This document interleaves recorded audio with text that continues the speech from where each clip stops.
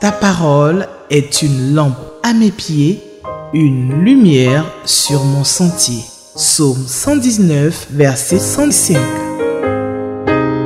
La méditation.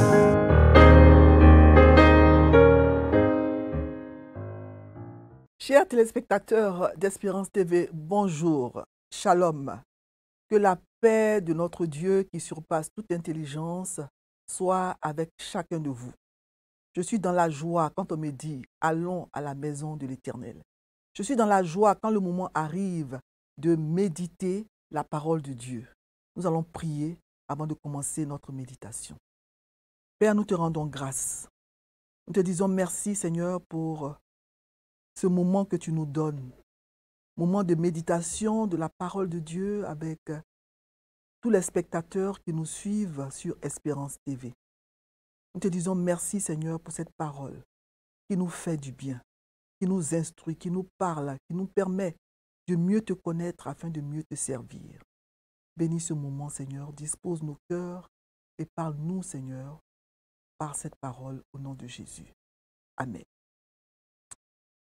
Alors, le texte que nous propose le lecteur de la Bible, guide de méditation quotidienne de la parole de Dieu que nous utilisons, pour le samedi 25 mai, le texte qui nous est proposé pour le samedi 25 mai se trouve donc dans l'Ancien Testament, dans le livre du prophète Ésaïe, Ésaïe chapitre 65, versets 1 à 12. Et je vais lire le texte.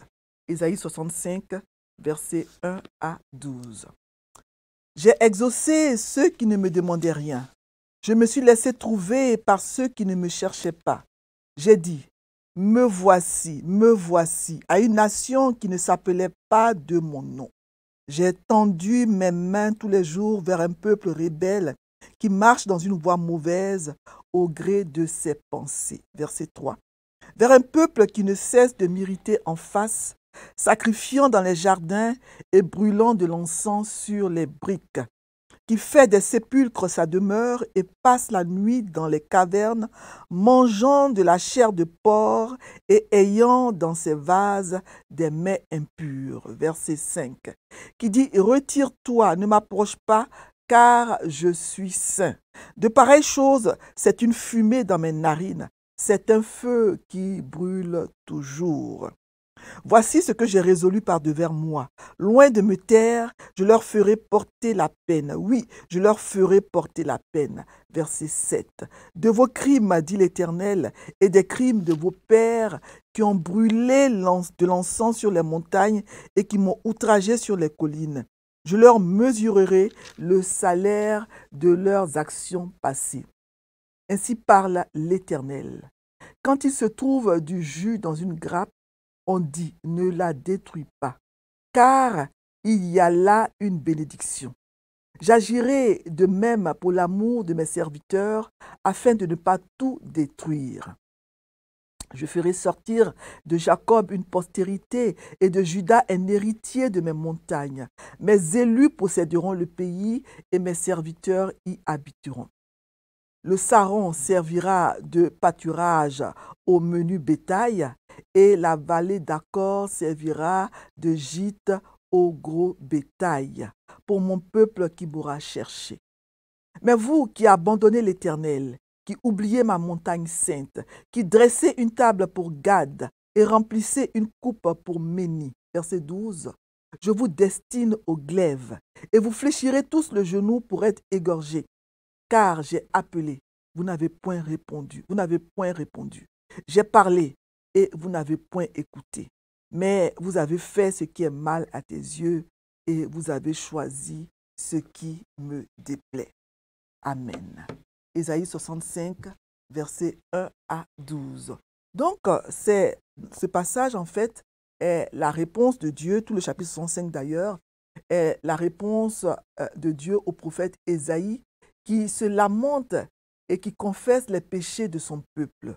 On peut lire ça dans Ésaïe 63, versets 7 à 19, on ne peut pas le lire, le passage est long, et aussi dans le chapitre 64. Donc, ce sont les passages qui ont précédé le texte que nous venons de lire. Donc, le chapitre 64 d'Ésaïe, c'est la prière du reste du peuple d'Israël.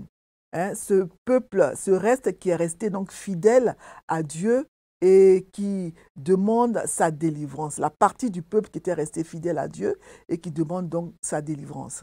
Ces supplications, ces prières se terminent au verset 11 du chapitre 64 par une question. Voilà, c'est une question angoissée que le peuple pose. Après cela, ô Éternel, te contiendras-tu? Est-ce que tu te tairas et nous affligiras à l'excès? Voilà, Dieu ne va pas se taire. Donc, pour répondre à cette question, nous voyons donc que Dieu ne se taira pas. Dieu prend donc la parole maintenant dans le chapitre 65, le passage qu'on vient de lire, et il va la conserver pratiquement jusqu'à la fin du livre d'Ésaïe. Donc, dans Ésaïe 65, versets 1 à 12, le texte que nous venons de lire, je le répète, nous avons donc le début de la réponse de Dieu aux supplications de son peuple. Et dans les versets 1 à 7 de ce chapitre 65, nous voyons donc la description des péchés du peuple. D'abord, dans les versets 1 à 2, parle de Dieu qui aspire à être recherché par son peuple, mais qui est continuellement mis de côté. Dieu est disponible pour son peuple. Il dit qu'il a, dans son amour pour son peuple, exaucé ceux qui ne lui demandaient rien. Et il s'est laissé trouver par ceux qui ne le cherchaient pas. La voix de Dieu semble même ici plaintive. Me voici, crie Dieu à une nation qui se détourne de lui. L'apôtre Paul cite ce passage dans Romains 10, 20, 21. Il dit la même chose. Il dit, je me suis laissé trouver par ceux qui ne me cherchaient pas. Donc Paul, il donne en fait le vrai sens de ces versets-là, versets 1 à 2 qu'on vient de lire. Ces versets parlent en fait de l'appel des gentils, ce qu'on appelle les gentils, les païens, les non-juifs. Il parle aussi du rejet des juifs par la prédication de l'évangile. Effectivement, les juifs ont rejeté le Messie. Ils n'ont pas voulu reconnaître le Messie. Et ceux qui ne cherchaient pas Dieu, ceux qui ne sont pas juifs, qui ne le connaissaient pas, qui ne le cherchaient pas, Dieu s'est laissé trouver par eux. Et ce sont donc, comme je l'ai dit, les païens, les non-juifs. Les enfants d'Israël, au lieu d'adorer le Dieu de leur père, ils ont préféré adorer de faux dieux. Ils ont préféré s'adonner à la pratique de rituels païens. Et c'est triste. Ils sacrifient dans les jardins, selon le verset 3. On dit qu'ils sacrifient dans les jardins et ils brûlent de l'encens sur les briques. Donc, le sacrifice dans les jardins, ça semble faire référence donc à la pratique de rituels de fertilité. Ces rituels se faisaient donc dans les jardins ou sous les arbres verts. Ils font aussi des sépulcres leur demeure. Donc, ils passent la nuit dans les cavernes, selon le verset 4. Il s'agit ici de ceux qui se livrent donc à des rituels pour consulter les morts. Ils mangent de la chair de porc, alors que c'était interdit dans l'Ancien Testament, selon Lévitique 11, 7. Et ils ont dans leur vase des mets impurs, selon le verset 4b. Donc, il pourrait s'agir ici d'une fête dédiée à un dieu païen, fête au cours de laquelle on mange donc des animaux que Dieu a qualifiés d'impurs selon le livre du Lévitique. Donc Dieu énumère dans ces versets 3 à 5 les abominations commises par son peuple. Donc ils se sont livrés à des rites païens. Ils ont consommé des viandes interdites. Et pourtant, ils se disent saints au verset 5. Ils se séparent des autres. Comment quelqu'un pourrait dire, selon le verset 5, « Je suis plus saint que toi », alors que ces gens-là qui se disent saints sont plongés, ils étaient plongés dans les péchés qu'on a décrits plus haut. Et malgré toutes les abominations qu'ils commettent, ils ne voient pas leurs péchés. Ils se croient saints. Et ils pensent vraiment qu'ils sont saints. Ça montre à quel point ils sont aveuglés. C'est souvent ce qui se passe avec les êtres humains, même dans nos églises.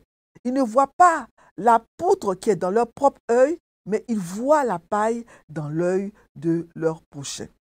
Et on peut énumérer encore les péchés du peuple. Donc, ils ont abandonné le temple de Dieu, ils ont sacrifié dans des jardins ou dans des bosquets afin d'avoir la satisfaction d'adorer à leur propre manière parce qu'ils n'aimaient pas les institutions de Dieu, ils voulaient faire donc ce qui leur plaisait. Ils ont abandonné l'autel de Dieu et ils ont brûlé de l'encens sur des briques, des autels de leur propre invention. Ils ont pratiqué la nécromancie en consultant les morts et pour cela, ils restaient dans les tombeaux et ils logeaient dans les cavernes, comme pour chercher les vivants auprès des morts. Ils consultaient aussi certainement les mauvais esprits qui hantaient les sépulcres. Donc, ils ont violé les lois de Dieu concernant la nourriture. Ils ont brisé donc la distinction entre ce qui est pur et impur, avant même qu'elle ne soit supprimée par la nouvelle alliance, par l'évangile. Ils mangeaient déjà de la viande de porc alors que Dieu avait interdit cela. Donc la désobéissance et l'infidélité du peuple, ils les ont rendus répugnants aux yeux de Dieu et ils sont donc devenus comme une fumée dans ses narines. Ils sont devenus donc répugnants envers Dieu. Et dans les versets 6 à 7, Dieu va réagir en les punissant. Il va leur faire porter la peine de leurs crimes. La souffrance des Israélites est donc une juste punition pour leurs péchés. En effet, Dieu ne peut pas tolérer l'infidélité même quand ça vient de son propre peuple. Il doit détruire ceux qui désobéissent. Il ne tolère pas le péché. Pourtant, Dieu ne punira pas tout le monde.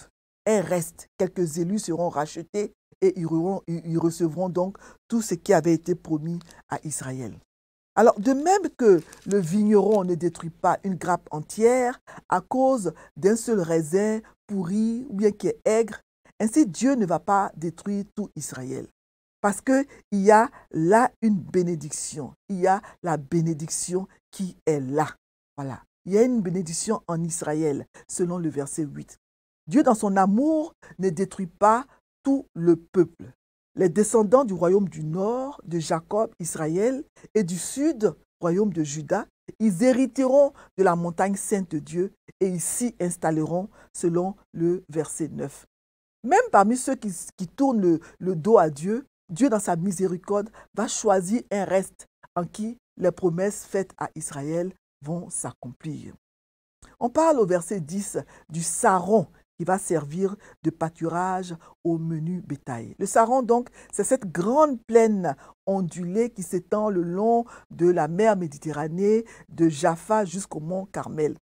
Cette plaine, elle est réputée pour sa fertilité, spécialement dans le voisinage de Jaffa où prospèrent aujourd'hui les plantations d'orangers. On parle aussi de la vallée d'Accor au verset 10. Accor, c'était un ravin proche de Jéricho. Le ravin évoque un gouffre, un trou où on tombe sans espoir de pouvoir en remonter. Cette vallée donc était devenue un synonyme de malheur parce que c'est en cet endroit que Dieu avait frappé Akan. Vous vous rappelez l'histoire d'Akan. Il avait donc frappé Akan d'un jugement de malédiction. Dieu l'avait plongé dans le malheur et le trouble à cause de sa désobéissance au moment de la prise de Jéricho. Mais ici, dans ce texte, la vallée d'Accor, au lieu d'être un lieu de malheur, sera un lieu de refuge parce qu'elle servira de gîte pour le bétail. Donc, c'était le désir de Dieu qu'Israël le recherche et jouisse de ses bénédictions. Mais au lieu de cela, la nation s'est rébellée, le peuple d'Israël s'est rébellé contre lui. Et ce peuple a obstinément suivi sa propre voie en s'adonnant à l'idolâtrie. Dans les versets 11 à 12, il est dit que le peuple a abandonné l'Éternel. Il a oublié sa montagne sainte et il a dressé une table pour Gad et rempli une coupe pour Méni. Gad et Méni sont des idoles. Alors, en conséquence, Dieu dit qu'il va les punir. Ils seront donc égorgés. Voilà ce qu'il dit. Ils seront égorgés avec le glaive parce qu'ils n'ont pas répondu quand il a appelé. Il dit, j'ai appelé, vous n'avez point répondu. J'ai parlé, vous n'avez point écouté. Vous avez fait ce qui est mal à mes yeux et vous avez choisi ce qui me déplaît. C'est vraiment triste. C'est vraiment triste qu'on en arrive là avec le peuple bien-aimé de Dieu, le choix de Dieu, le peuple élu. Ce peuple, au lieu d'adorer son Créateur, au lieu de s'humilier devant son Créateur, ce peuple-là a préféré adorer la créature, les créatures du Créateur. C'est triste. Et donc ce peuple Dieu dit qu'il va punir son peuple parce que son peuple l'a abandonné. Ce peuple a oublié la montagne sainte pour s'adonner à l'idolâtrie. Et c'est vraiment triste. Alors nous allons répondre maintenant aux questions du lecteur, questions qui vont nous permettre de réfléchir sur ce texte que nous venons de commenter. Et les questions proposées par le lecteur en ce jour sont les questions 2, 3 et 7. La question 2, la question 3, la question 7. Je rappelle donc que les questions se trouvent donc à la page couverture du lecteur. La première page, quand vous ouvrez votre lecteur, page couverture, vous avez la liste des questions. Donc d'abord, la question 2. La question 2 est la suivante. Est-ce que ce passage m'apprend quelque chose sur Dieu le Père, Dieu le Fils, Dieu le Saint-Esprit? Question 2. Est-ce que ce passage m'apprend quelque chose sur Dieu le Père, Dieu le Fils, Dieu le Saint-Esprit? Donc ce passage parle beaucoup plus de Dieu le Père. D'abord, dans les versets 1 à 2, nous voyons donc que Dieu veut avoir une relation d'amour pour son peuple, une relation d'amour avec son peuple. Dieu, c'est un Père aimant. Dans son amour infini, il accorde des grâces même à des gens qui ne lui demandent rien. Il exauce, il se laisse trouver par eux. À combien plus forte raison ne le fera-t-il pas pour le peuple d'Israël, le peuple élu, le peuple aimé, le peuple choisi? À combien plus forte raison ne le fera-t-il pas pour ces enfants que nous sommes? Voilà. Et si Dieu exauce des gens qui ne lui demandent rien, mais il le fera encore plus pour des gens qui lui appartiennent, pour ses enfants. Et nous devons donc savoir que notre Dieu est un Dieu d'amour. Donc nous apprenons ici que notre Dieu est un Dieu d'amour qui tend ses mains, qui se rend disponible pour ses enfants. Il tend ses mains tous les jours vers nous. Mais malheureusement, le peuple est devenu rebelle et ne va pas saisir la main tendue de Dieu. Et dans les versets 6, les versets 7 et les versets 12, je ne vais pas les relire, nous voyons donc que Dieu punit le pécheur. Dieu punit le pécheur, pas parce qu'il n'aime pas le péché justement. Il aime le pécheur, mais il a en horreur le péché. Et Dieu, dans sa justice, ne peut pas laisser le péché impuni. C'est ce que beaucoup de gens ne comprennent pas. Ils disent, mais Dieu est amour. Comment Dieu peut punir? Comment Dieu peut détruire? C'est vrai, Dieu est amour, mais notre Dieu est aussi un Dieu de justice qui ne supporte pas le péché. Donc, il va punir le péché. C'est ce que nous voyons dans ces versets. Le peuple, au lieu d'adorer son Créateur, son Dieu, son Père, a préféré se détourner de lui pour se livrer à l'idolâtrie. Donc Dieu dit qu'il va le punir à cause de cela. Mais nous voyons encore que l'amour de Dieu se manifeste au verset 8. Dieu est un Dieu d'amour. Et dans son amour, il ne détruit pas entièrement. Il garde toujours un reste. Et il dit, pour l'amour de ses serviteurs, pour l'amour de ceux qui l'ont servi, il ne va pas détruire tout le peuple. Et vraiment, c'est une parole qui nous montre que Dieu est un Dieu qui aime, un Dieu d'amour. Et nous avons aussi la question 3 que nous propose le lecteur. La question 3, y a-t-il un exemple à suivre ou à ne pas suivre? Nous avons dans le texte beaucoup d'exemples à ne pas suivre. C'est triste de voir le peuple élu de Dieu se comporter ainsi. Nous avons donc l'exemple du peuple rebelle, verset 2. Verset 3, il est appelé ce peuple-là un peuple rebelle. Voilà. Un peuple qui ne cesse d'irriter Dieu en face. Ça veut dire qu'il irrite Dieu ouvertement. Il fait ce que Dieu n'aime pas. Et on a cité tout ce qu'il a fait, tout ce que le peuple a fait. Et la liste est longue. Vraiment, c'est un exemple à ne pas suivre. Veillons vraiment à ne pas nous adonner à l'idolâtrie. Tout ce qui est idole, c'est ce que nous aimons plus que Dieu. Ça peut être par exemple le sport, ça peut être autre chose, mais veillons vraiment à ne pas nous adonner à l'idolâtrie. Dieu est un Dieu jaloux.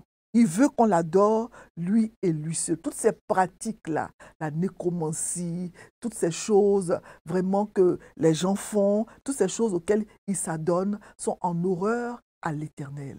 C'est Dieu et lui seul que nous devons adorer. Nous ne devons pas aller consulter les devins, les marabouts, tous ceux qui disent la bonne aventure, qui prédisent l'avenir. La Bible est le livre qui nous apprend à connaître Dieu et qui nous donne toutes les instructions dont nous avons besoin pour marcher selon les lois, les commandements de Dieu. Nous avons aussi la question 7. La question 7, quelle vérité Dieu me révèle-t-il? Et nous voyons dans ce texte que Dieu aime ses enfants. Verset 1. C'est triste. Dieu aime ses enfants. C'est un peu comme s'il courait même après leur amour. Et il veut que ses enfants l'aiment en retour. Dans son amour, donc, il réclame l'amour de ses enfants. Il dit, me voici, je suis là. Pourquoi vous allez vers d'autres dieux? Qu'est-ce que vous cherchez? Qu'est-ce qui peut vous donner que moi, le Dieu Tout-Puissant, je ne peux pas vous donner? Qu'est-ce qu'il peut faire pour vous que je ne peux pas faire pour vous? Me voici, je suis là. Venez à moi. Voilà. Donc, nous voyons que Dieu aime ses enfants. C'est une vérité. Et nous voyons aussi au verset 3 que Dieu a en horreur le péché. Dieu est irrité quand on pêche. Voilà. Il dit que le peuple ne cesse de l'irriter en face. Dieu est irrité quand on pêche. Et nous voyons aussi que Dieu punit le péché. On l'a dit. Donc Dieu dit qu'il destine le peuple au glaive. Je vous destine au glaive. Et vous fléchirez tous le genou pour être égorgés. Parce que j'ai appelé, vous n'avez pas répondu, etc., etc. Dieu punit le péché. Donc, il y a encore beaucoup d'autres vérités dans le passage, comme je l'ai dit tout à l'heure. Donc, quand je réponds aux questions, je donne certains éléments, mais je n'épuise pas les réponses aux questions qui sont dans tout le texte. Les réponses sont nombreuses. Donc, vous pouvez vous aussi faire des recherches et trouver des réponses autres que celles que j'ai données. Voilà. Et quand on finit donc de lire le texte, on lit le commentaire du lecteur. Quand on finit de répondre aux questions, on lit le commentaire du lecteur. Alors, nous allons prendre le temps de lire le commentaire du lecteur pour le samedi 25 mai 2024. Le titre que le lecteur donne, le thème du passage d'Ésaïe 65, 1 à 12, selon le lecteur, c'est « Une trahison bien récompensée ». Dieu est capable d'assurer le bonheur de son peuple, de prendre soin de lui, mais on dirait que son peuple l'ignore. Un amour constant, versets 1 à 2a. Malgré les fautes de son peuple qu'il maîtrise bien, Dieu s'est continuellement rapproché des siens, espérant exaucer leurs prières, leur apporter son soutien, les sauver de leurs fautes, leur faire du bien. Présente-lui tes besoins et détresses aujourd'hui. Il t'aime et il est proche de toi. Rébellion récompensée, verset 2b jusqu'au verset 7, ensuite les versets 11 à 12. Le peuple de Dieu, à travers ses choix, verset 2b, sa conduite, verset 3 à 7, et ses croyances, verset 11, irrite son Seigneur et s'oppose à ses desseins. En choisissant de mener cette vie, le peuple de Dieu attise la divine colère et provoque sa propre destruction. Il recevra finalement le châtiment des gens mauvais, pas à cause de ses fautes, mais pour avoir refusé de se confier en son Dieu. Arrête-toi un instant et supplie Dieu de te rendre davantage sensible à sa voix. Fidélité récompensée, versets 8 à 10. Même si la grande majorité se détourne, une poignée reste fidèle. Relève dans les versets 8 à 10 les termes qu'il utilise pour parler de ce petit reste fidèle. En fais-tu partie? Jésus-Christ a donné sa vie pour que tu appartiennes pour toujours à Dieu. Comment vas-tu lui manifester ta reconnaissance pour ce privilège? Encouragement, cherchez premièrement le royaume de Dieu et sa justice, et toutes ces choses vous seront données par-dessus. Matthieu 6, 33. Voilà, nous allons maintenant prier. Seigneur, nous te disons merci pour ta parole.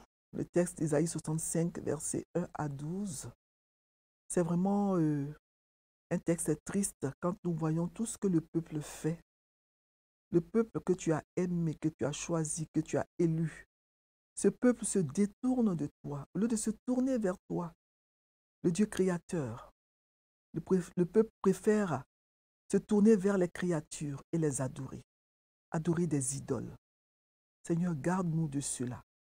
Que nous puissions, Seigneur, de rester fidèles. Garde-nous fidèles à toi. Les idoles, il y en a beaucoup de nos jours, Seigneur. Que nous puissions, ô Éternel, t'aimer par-dessus toutes choses. Que rien ni personne ne dépasse l'amour que nous avons, que nous devons avoir pour toi. Béni sois-tu pour ta parole et garde-nous, Seigneur, de l'idolâtrie au nom de Jésus. Amen. Ta parole est une lampe à mes pieds, une lumière sur mon sentier. Psaume 119, verset 105. La méditation.